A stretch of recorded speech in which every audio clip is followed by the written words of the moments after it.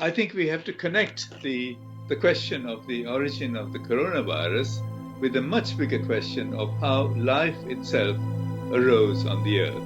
Life could not have started on the Earth. It is far, far too complex in its informational structure to have started on a little planet, let alone in a small primordial soup in a puddle of something on the Earth. The beginning of life needed essentially the whole of the universe. The whole of the universe was involved in starting this huge ensemble of life that we see around us. The very first signs of life on the Earth, which are in the form of microorganisms, are to be seen in the oldest rocks, in the very, very oldest rocks that have been unearthed. And these rocks date back to 4.2 billion years ago, when we know that our planet was being severely bombarded by comets and asteroids. The whole process of this evolution from the simplest bacterium that arrived on the Earth to all the other creatures and plants and animals involved a continuing bombardment of the Earth with microorganisms, with bacteria and viruses. Viruses are vital not only for evolution, but for our very survival over millions of years. Occasionally, of course, we have a problem. We have a virus like the coronavirus or smallpox virus causing devastation, pandemics. But if not for viruses, then we would not be here.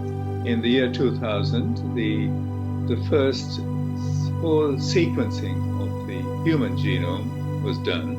And what was revealed in that genome project, as it's called, was really astounding. The scientists discovered that maybe 20-30% of our DNA is, in fact, viruses that have been incorporated into our genome, and it has remained there right through the whole process of evolution, from simple microbes to primates to humans. And so that's clear evidence that viruses have not only caused diseases, but they've also been responsible for evolution. Together with a Chinese collaborator, Dr. Chu, who's in the Center for Infectious Diseases in China, he and I published a paper alerting the scientific community to a impending cosmic event. And we looked at the sunspots. 2019-2020 was what's called cycle number 24 in the sunspot cycle, and it's the lowest sunspot record in something like 200 years. So this is a very remarkable, important cosmic event. When the sunspot cycle is low and there's no electrons coming out, or very few electrons coming out from the sun, then what happens is that this field is weakened, the protection is weakened, and you get a flood of these viruses coming in, flood of cosmic rays coming in that can cause mutations. And so this is what we predicted. We said, be warned, this may be a sort of invitation for viral pandemics. And unfortunately for us, for humanity, it turned out to be so. Life, microscopic life, bacteria and viruses are carried on comets and cometary tails. And when the Earth interacts with these comets and bits of comets that come into the Earth from time to time, which show up as fireballs, meteorites, meteors, this is really an indication viruses and bacteria can come from space and can affect and cause damage of the kind that we are witnessing now. Life has evolved by accumulating these viruses. The viruses have been attacking the Earth or arriving at the Earth. They have been essentially leading to pandemics in our ancestral creatures. Our entire ancestral line has been subject to a long succession of viral pandemics, like the coronavirus pandemic. The small fraction survives every such pandemic and carries the legacy of the new virus that has got lodged in, converted into a form that lodges into our DNA and offers us potential for further evolution. When small particles like viruses are deposited in the upper stratosphere, in the mesosphere, it could take up to a couple of years for it to descend, fall to ground level. So there could be, in principle, enough time to make preparations in the event of discovering something that is going to be disastrous. Around the sort of middle to end of last year, there were a huge number of cometary debris that was deposited in the stratosphere. Some of this debris that carried the coronavirus got entangled in what are called the jet streams. The coronavirus was deposited by either one or many of the meteoroids, cometary objects, small cometary bodies, unleashing their cargo of viral particles into this stream. And so the stream was laden with this stuff. The stream was going around at 300 miles an hour, so right across the Earth.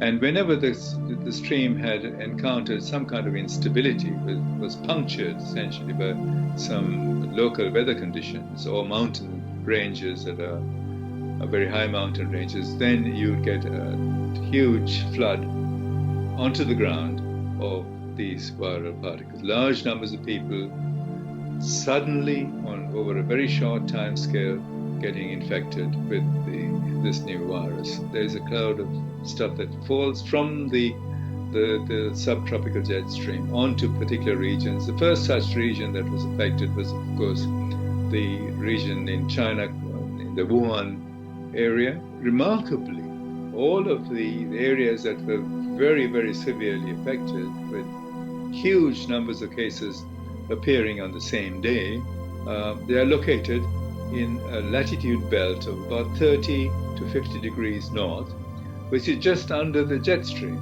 just under the what's called this north subtropical jet stream. Once the stuff falls from the sky, of course, then the person-to-person spread is a serious issue, and that's the only thing that we are being prevented from doing now through all the social distancing measures. We are trying to limit the person-to-person spread.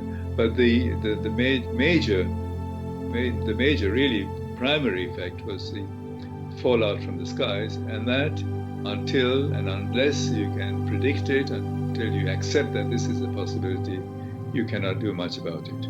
In the year 2013, there was a huge meteorite fall in my native country, which is Sri Lanka.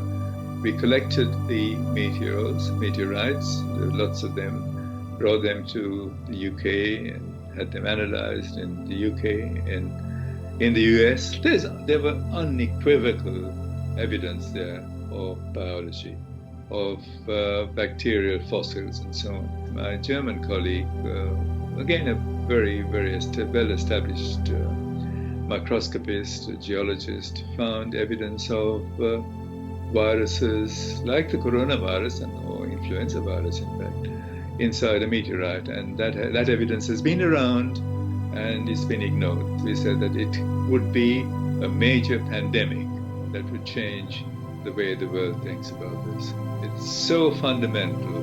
It is not too late. I think social distancing is good for preventing spread within a community, but I think that's a minor effect, minor secondary process.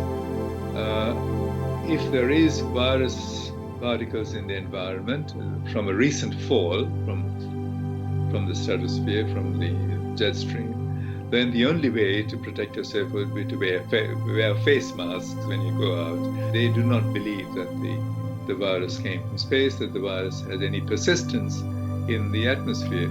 But now this proposition has been seriously challenged. A very distinguished group of Italian scientists have found is that during the peak of their epidemic in northern Italy, the air filters there is evidence of the coronavirus. So if this is so, it means that the air certainly during a peak period in the pandemic, it would have been replete with these virus particles, and the surest way to try to avoid it would be to wear face masks. I mean, the surest way would be not to go out. If you sample the stratosphere at great heights, we've been finding microorganisms for the last 10 years. If you go to the ocean and sample a few liters of ocean water, that has trillions of virus particles. That's been known for about maybe 5 or 6 years, and no one really understands why there should be so many. So these are just falling from the skies. Most of them are innocuous, harmless. We don't need to worry about them. But occasionally, they could contain a virus that would be disastrous and devastating to humanity. So if life is accepted as being a truly cosmic phenomenon and process, then evolution is a cosmic process. And as a consequence of the evolution and accumulation of viruses, we have also to contemplate the idea that viral diseases, pandemics, from time to time, could affect humanity and could affect other species. So if we are warned of that, if we are cognizant of the basic underlying idea that life is truly cosmic, then I think that would go a long way towards solving our problems in the future.